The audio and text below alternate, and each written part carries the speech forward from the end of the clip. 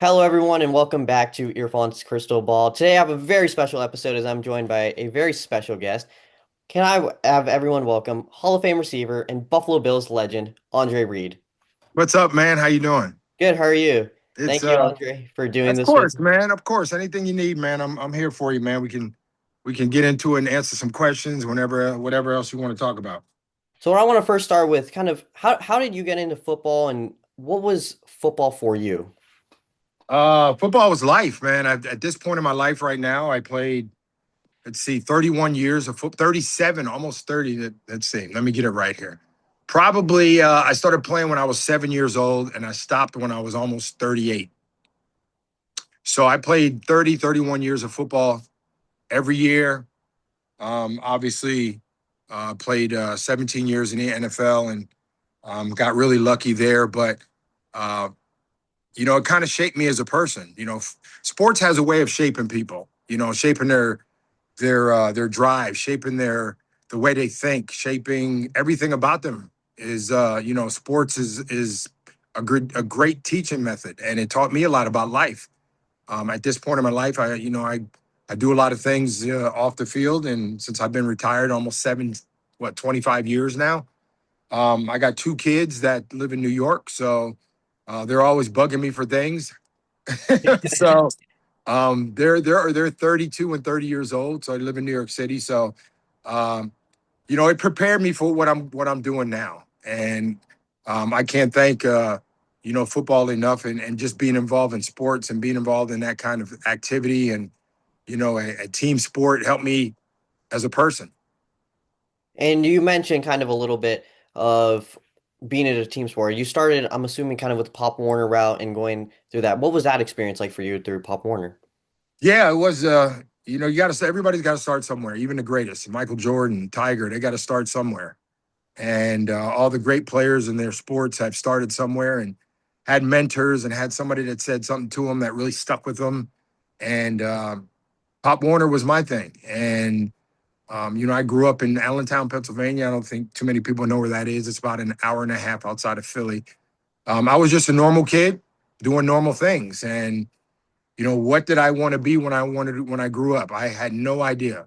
And it just so happened sports and football was kind of my calling. And I think about it in a way now where all the things that have happened to me and all the things that I've been through, it was because of sports. And um, I try to tell kids nowadays, whatever it is you want to do in life, grab a hold of it, put your best foot forward, always put the blinders on like a horse, and go forward, and don't look back, because um, most of the time, all the things in the back are bad.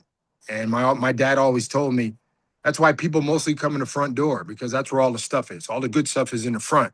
You go to the back, not so good, because all the stuff that came in the front either stays in the front or it goes to the back. So um, all these sayings that I've learned as a kid, I take with me today, and I teach other kids that too. Especially people playing sports, and they want to know how I became a Hall of Famer. How did that happen? What did you do? Who is this person that said this to you? All that kind of stuff. And I mean, we'd be here for 3 more days, man, talking about that. So, but Pop Warner was the start of my football career. And, I started playing football when I was 7 years old. And the game taught me a lot about life and taught me a lot about perseverance and never giving up, and dedication and being on time and all the things you do now. That's what Pop Warner taught me. Absolutely. And you just highlighted several life skills like perseverance, never giving up, all those things. And one way you exemplified it was kind of switching from quarterback to receiver. Many Yeah. people don't know that in high school you were a quarterback at first. What was that transition like, and kind of what were some of the challenges you faced when you were transitioning? Um, when I was in Pop Warner, you played every position. I even played the line. They just put you in there. And I think as I got older, I started gravitating towards being, maybe a running back or something on the offensive side, because obviously all the offensive guys get the glory. So end up being a quarterback. Um, Went to high school, played quarterback at high school. And the big thing about me going to college, was not only where I was going to go to college. I wasn't touted big out of school, out of high school. I played quarterback in college, and I was a decent quarterback. I say if I had to give myself a grade, I was like a B minus, maybe a B at best, B minus. And I just wanted to play the game, and I think once I got to college, it was a big transition for me because the coach came up to me and said, "Hey, have you ever played receiver?" Because they know I could run with the football. We played option quarterback. I was option quarterback in high school. I said, "No, the only time I played, receivers in the backyard or at the park or with your buddies. Yeah. Yeah, that's when I played receiver too." So that was really important to me that I got those kind of skills. My brothers were always competitive. Neighborhood kids were competitive. Everybody thought they were this and thought they were that. And I wanted to be better. So I had to drive, and I switched to quarterback my freshman year. I mean, to receiver my freshman year in college, and going to a D2 school. Again, I wasn't going to go to Clemson. I wasn't going to go to USC or Notre Dame or all the big schools out there. I went to a local school about 30 minutes from my house, and yeah, I think it was the best decision I ever made in my life because I got a chance to play number one, and number two, the coaches really believed in me as an athlete, and they gave me a chance. And I switched to receiver, and had to learn a lot of the skills a little bit. And really, I didn't learn. I really came. It came to me in a whim, and as I got older, and then I got drafted by Buffalo. All those little skills had to be revamped because the competition got better. Guys were just as fast, just as strong, just as everything. So I had to figure out ways to beat, try to beat them in some kind of way. So it was a challenge, but I was up for the challenge, and I was a relentless worker, and I always wanted to be better than the next day. And I always tell kids, always try to be better than the next day, and or I always try to be better than the day before the next day. So um, I think that was the main thing for me was really, getting settled into the position and being able to, comprehend a lot of different skills that I had to if I wanted to go to the next level. And I didn't really realize that until my sophomore year in college. I had a pretty good season, and some scouts came up because they were looking at another guy from my team. Bernie Nortowski, who was a pretty good cornerback, got drafted by the Lions in 82 or 83, and got a chance to talk to a Lions um, scout. And he said, you know what? And in Seattle, too. Seattle Seahawks came up there, too, and they wanted to talk to me. So we're going to be watching you the next 2 years and see how you progress. Well, that's awesome. And like you said, you went to a Division II school, small school near your hometown, and then kind of Yeah. segueing into the NFL career. You got drafted by the Bills in the fourth round. What was your NFL welcome to the NFL moment and Yeah, that's a when you good one. realized, oh, this is real? Yeah, you always see those guys and say, "Hey, what was your welcome to the NFL moment?" I think the first day I stepped on the field, I knew I was not at Kutztown, and the linemen were bigger. Everybody was faster. It was I had to get used to it fast, or I wasn't going to be there. Yeah. And I remember it was a training camp day. It was early in the training camp, and it was one of the first practices. And I came across the middle, like on a deep in route, and I got my feet, caught the ball, got my feet taken from underneath. I did a flip, and got up, and I said, "Yep, I think I'm here." So, I mean, that was my moment. That was my welcome to the NFL moment. Yeah, and absolutely. And especially with your nickname of Yak, you don't hear many stories of you getting your feet caught as much Yeah, anymore. yeah. And then I got another couple good moments with guys like Ronnie Lott and Steve Atwater and some of the biggest hitters who are Hall of Famers in the game. Um, every week was a different guy. And, I had to have the mindset that um, I go back to I needed to be better every single day if I was going to win. So, and I played against Dion, I played against Rod Woodson and Darryl Green, some of the best corners ever. I was not going to get the guy that just came from the store. Yeah. I was not going to get that guy. I was going to get the guy that wanted to shut me down, and I had to be better. So sometimes I won, sometimes I didn't. But they knew they had a battle on their hand with me. So that was, a couple of my come to welcome to the NFL moments. Was there any corner you loved just kind of matching up against or had a lot All of those trash guys talk? I talked to because they were the best. Okay. And if you wanted to be the best, you had to beat the best and you had to play against the best. Um, During my 17-year career, you know, not too many times was I going to get the third or fourth corner on me. I was going to get the best corner they had. And I had to be better. And I had to watch film and I had to be relentless and I had to, be very tedious to the small things because they were tedious too. They were watching me. They're watching how I stand it, how I run certain routes, how I came off the line. And these are all the little small things I need to be better at because in college, I was just better than everybody pretty much. Yeah. And when you get to the pros, you're better than everybody, but you got to prove you're better than everybody. And that was pretty much of a task for all the years I played. I had to be ready to play.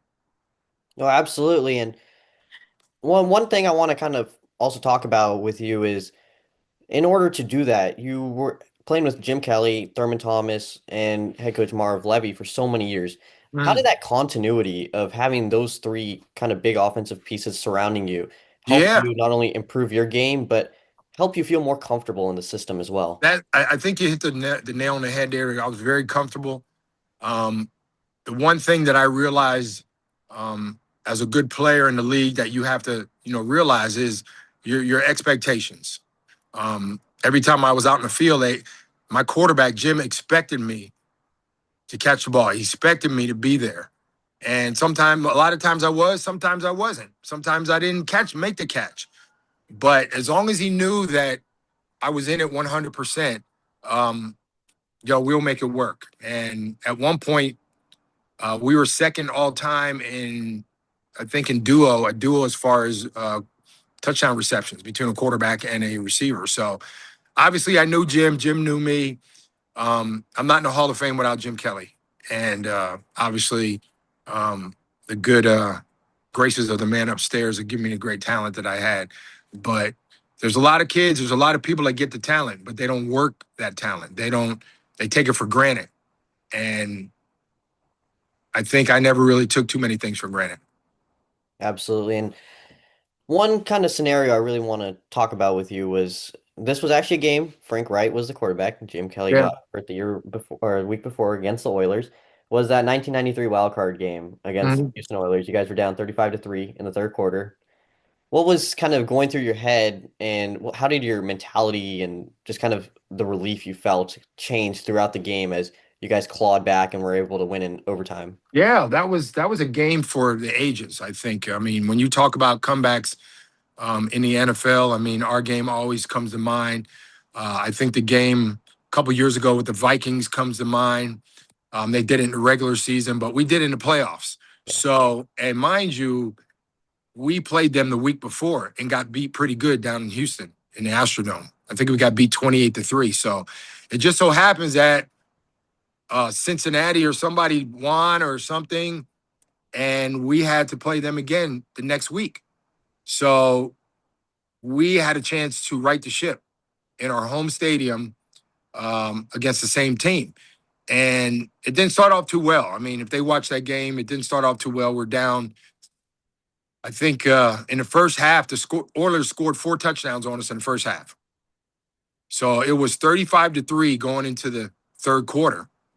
And what is your mindset? It's like anything in life. You know what? And when things aren't going your way and you think you're trying your best and they're just matching everything.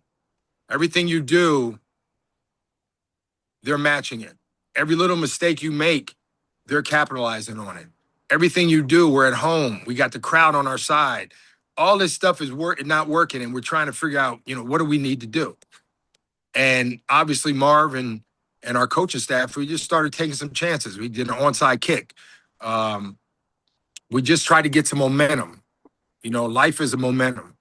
And we started getting breaks going our way. And on the other side, this is the thing that people don't realize. On the other side of the field, if you could feel their momentum, it started really like decreasing.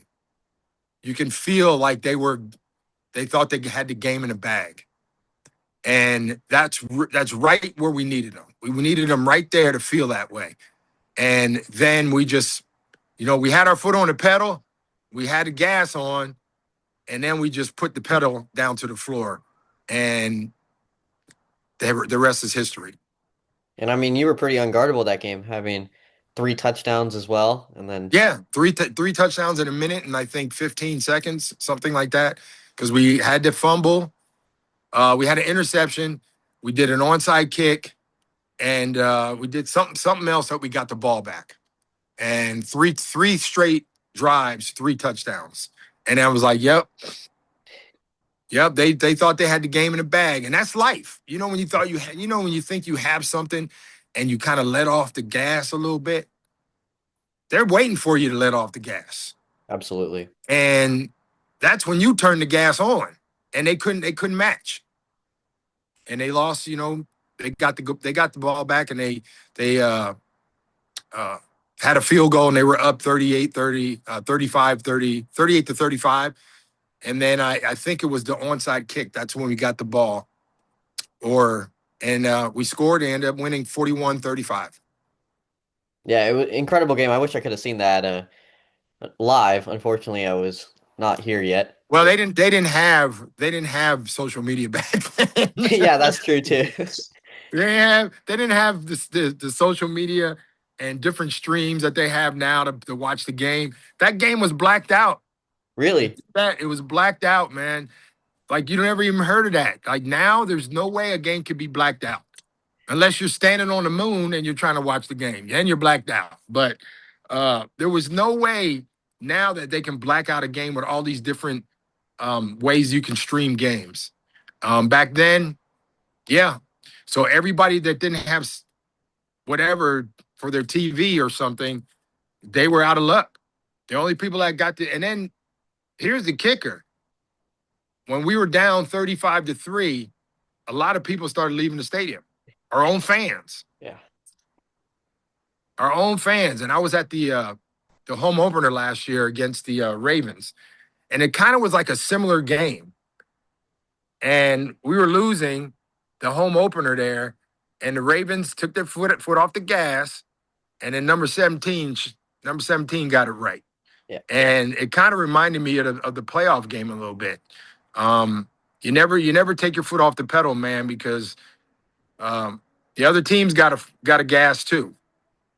So, but that was a game for the ages. All those players that were on that team, I try to keep in touch with them as much as I can now. Obviously, Jim Thurman, Bruce, Darryl, Cornelius, Steve Tasker. A lot of those guys I keep in touch with as much as I can. But we're part of history.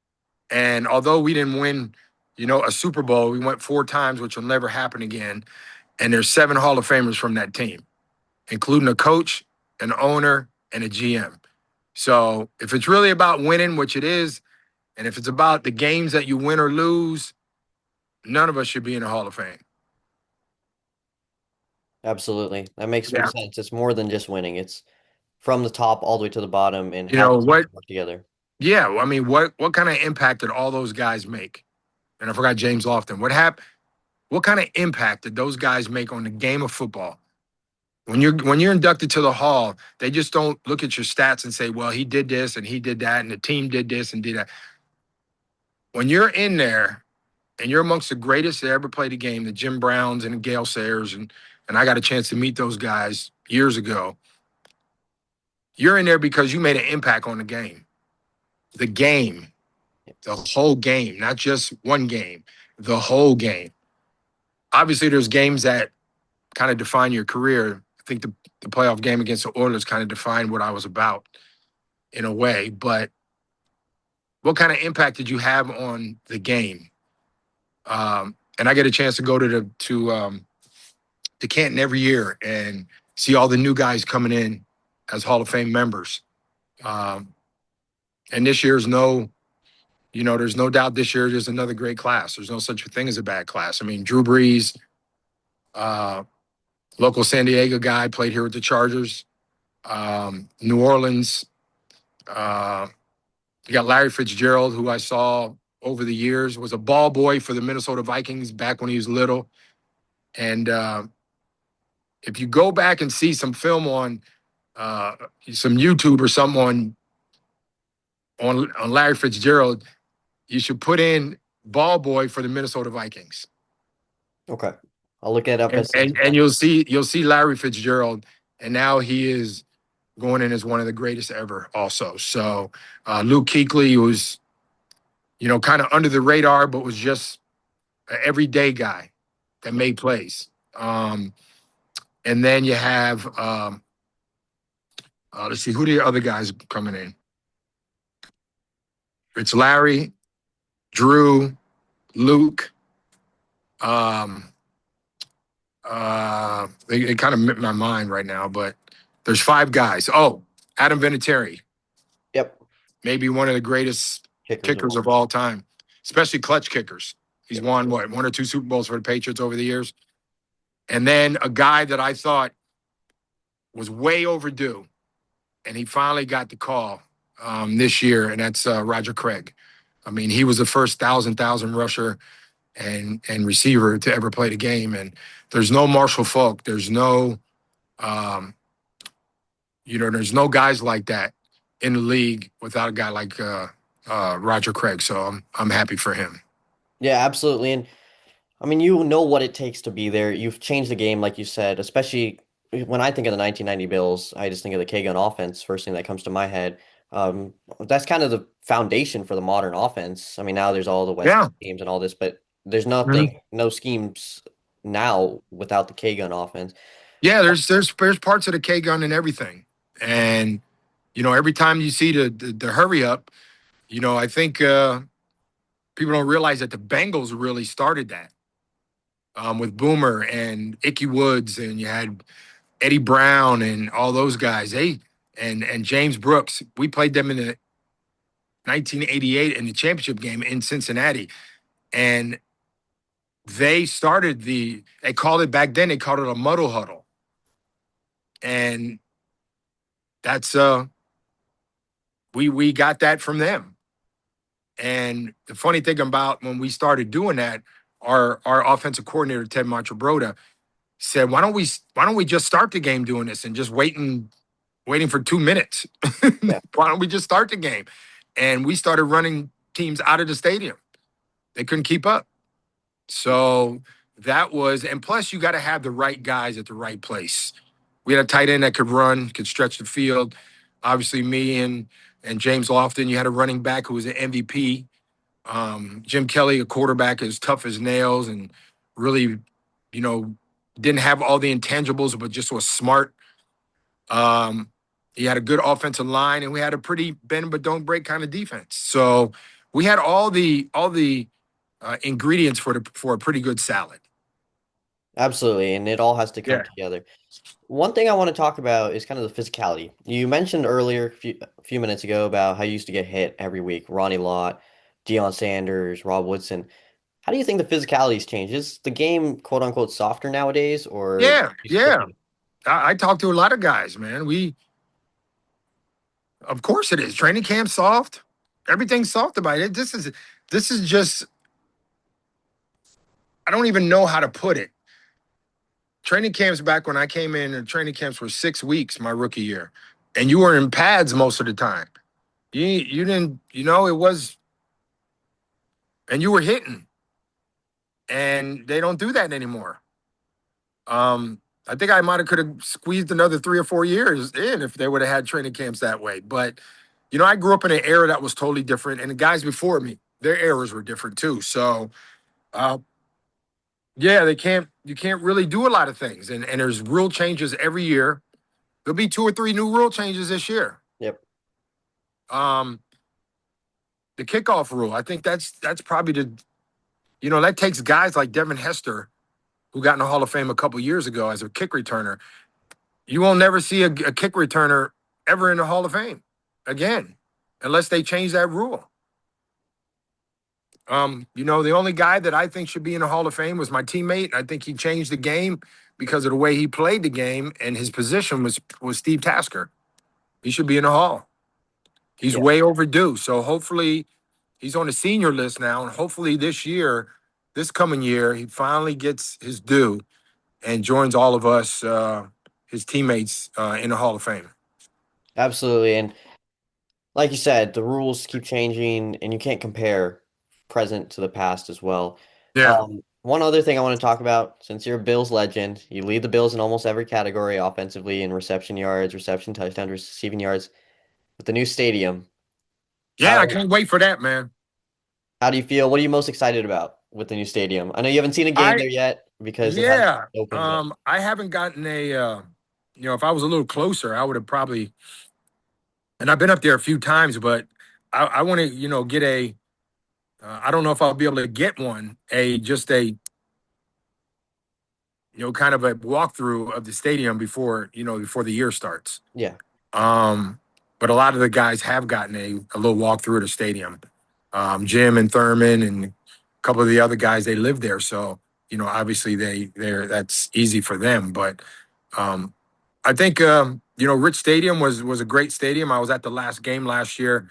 Um, the last home game it was pretty emotional. I mean, the stands, they showed fans crying, and it was like 15 degrees out, so their tears were freezing. But um, a lot of memories, man. The comeback game was there, and a lot of wins were there, some losses that were there. Um, that stadium is a part of that ecosystem. It's a part of those people. So, and it's good that it's just right across the street. yeah. So it's not that it's 10, 15 miles away somewhere else, but uh, had a lot of fun there. Had a lot of good times, and met a lot of great people there in Buffalo. And the last thing I want to end with before I have to unfortunately end the interview, the last question is, who are your top five receivers of all time, besides yourself, of course? Oh yeah, they just Michael Irvin said put me in his top five. So I was like, I saw Mike. He came to my golf tournament here. I was like, Mike, thanks for the big shout out. Hey, um, I go to U Miami right now, so I can't disagree with you on that. I gotta love Big yeah. Mike. Well, obviously, I mean, it's a debate with every position, with running backs and receivers and quarterbacks. I mean, it's hard to say five guys. It's hard to say five. Obviously, Jerry Rice has done so many different things and has broken so many records. And I always talk to him. I say, yo, if you would have played in Buffalo, you wouldn't have had that many yards like that. But obviously, Jerry is the standard. Um, I put him number one. And then after that, there's so many different guys that do so many different things well. And, they got numbers, they got all that. I mean, I'm going to put Mike in there since he put me in there. There's no doubt Michael Irvin changed the game and was a great receiver there in Dallas for a number of years. He's got 3 Super Bowls. And I think without him, they don't win 3 Super Bowls. Um, even though they had Emmett and Troy Aikman and a pretty good offensive line and all that. Um, Randy Moss, a freak of nature. Yeah. Um, I think he not only did great things on the field, but when Randy came in, it seemed like everybody got taller. All the receivers got taller. Megatron, Yeah. Calvin Johnson was a beast. Um, Larry Fitzgerald, who's going in this year, I think he was probably the most consistent receiver of all time and never had a drop. He never dropped a football. If he would have played, he played in one Super Bowl, and at one point they had the Steelers down, and they thought they were going to win the Super Bowl that year. Um, and then it gets really dicey after that. I mean, my fellow guy Tim Brown and Chris Carter, and man, there's so many different guys that I came in with that I looked up to, and all those guys I mentioned, I looked up to too, and I really loved the way they played the game and how they elevated the game, how they made everybody else around them better. The quarterback isn't the only one that makes people better. Sometimes a receiver makes a quarterback better too.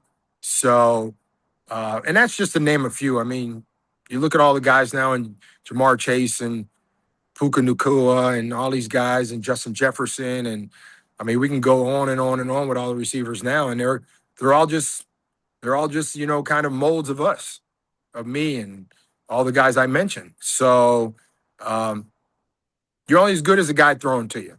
And you got to have an offensive coordinator that really tends to all your needs and all your what you do best. And all those guys I mentioned, had a certain talent that made them what they are.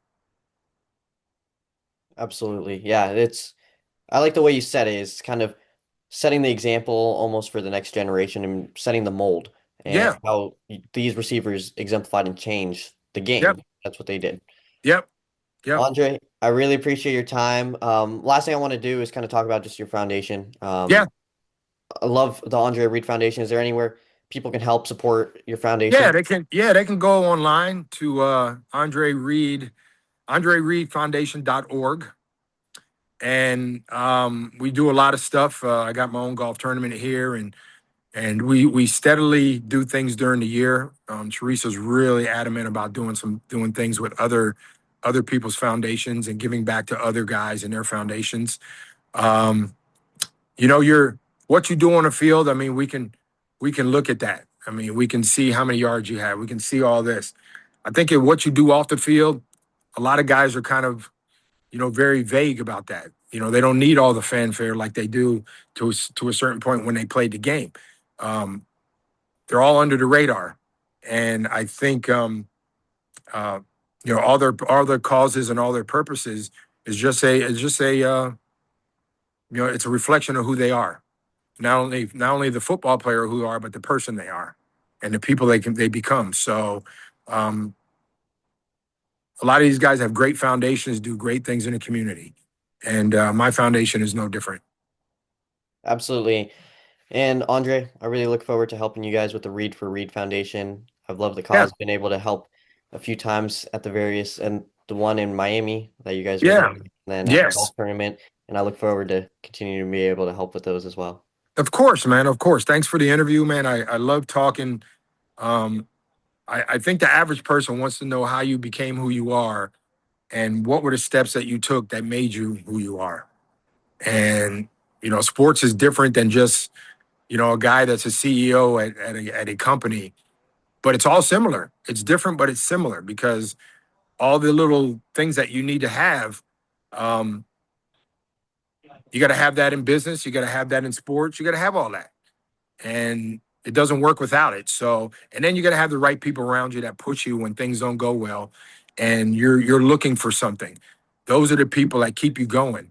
Um, and I want to pray for Chris Johnson, a guy that I watched, and um, his family's going through a tough time right now, and just to hear that.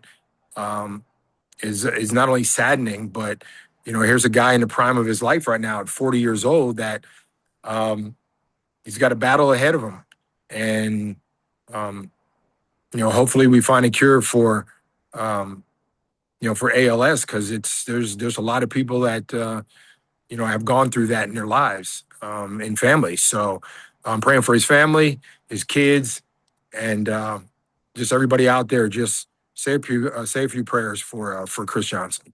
Yeah, absolutely. We're all hoping for the best for Chris Johnson, hoping that he has a good recovery and is able to be able Yeah. to It's a help. it's a long battle, man. ALS is no joke. Yeah. OJ Brigance, and there's been a lot of guys that obviously Lou Gehrig is what's named after. Um, you never know from day to day when things could be peachy keen and everything could be great, and then the next day is something happens. I mean that's why you got to live life to the fullest. Live every day like it's your last one. Yep. You just never know. Yeah. Savor every moment. You got it. Yeah. Yep. Well, thank you again, Andre. I really appreciate your time, You got and it, man. I wish you the best of luck and hope you're enjoying golfing and everything else. Oh yeah, man, it's all good, man. Appreciate it. Thanks. Thank you, Andre. You got it.